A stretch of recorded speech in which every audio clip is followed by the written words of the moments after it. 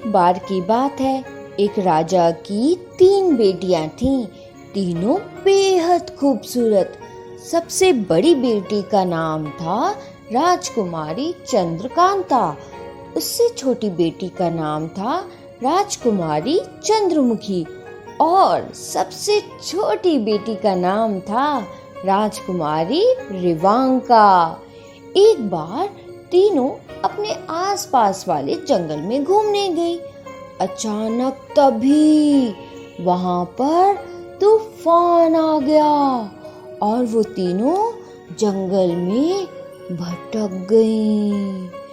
थोड़ी दूर चलने पर उन्हें एक महल दिखाई दिया। अंदर जाकर देखा तो वहां कोई नहीं था। उन्होंने वहां पर थोड़ा आराम किया और वहां पर रखे स्वादिष्ट, बहुत ही ज्यादा स्वादिष्ट भोजन को खा लिया और सो गए।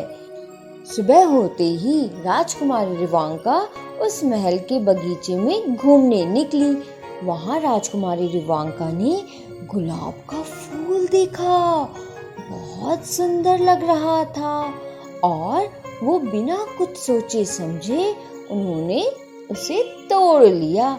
उसके फूल तोड़ते ही उस पौधे में से एक राक्षस बाहर आ गया और उसने राजकुमारी रिवांका से कहा कि मैंने तुम्हें रहने के लिए घर और खाने के लिए भोजन दिया और तुमने मेरे ही पसंदीदा फूल तोड़ दिए।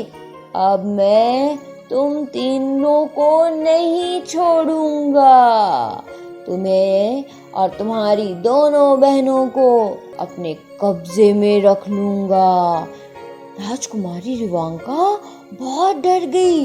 उसने बहुत बार माफी मांगी, मुझे माफ कर दो, मुझे माफ कर दो, लेकिन राक्षस नहीं माना।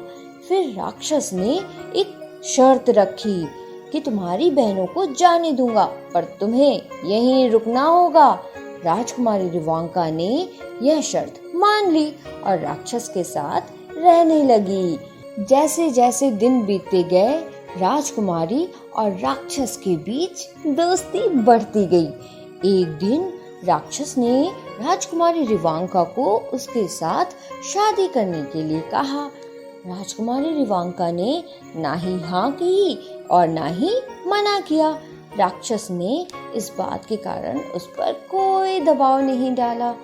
और फिर एक दिन राजकुमारी रिवांका को अपने पिता की याद आई। तभी राक्षस ने उन्हें एक जादुई आईना दिया और उस जादुई आईने में राजकुमारी रिवांका ने देखा कि उसके पिता की तबीयत ठीक नहीं है। वो रोने लगी। ये देख राक्षस ने उसे 7 दिन के लिए घर जाने को कहा। अपने परिवार के साथ वो खुश रहने लगी। उसके पिता की तबीयत भी ठीक हो गई। एक रात राजकुमारी रिवांका ने सपने में देखा कि राक्षस बीमार है और उसे बुला रहा है।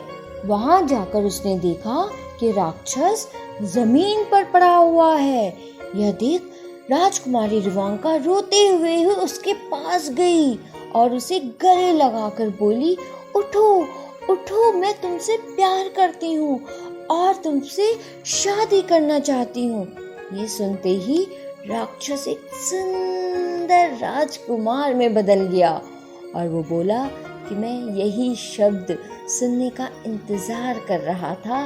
राजकुमारी रिवांका, उसने बताया कि एक बुरी औरत ने उसे श्राप दिया था और कहा था कि जब तक उसे उसका प्यार नहीं मिल जाता वो इसी हाल में तड़पता रहेगा।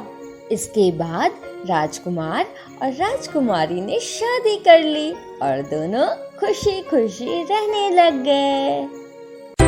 अगर आपको ये कहानी पसंद आई हो तो फिर लाइक, शेयर और सब्सक्राइब जरूर करें।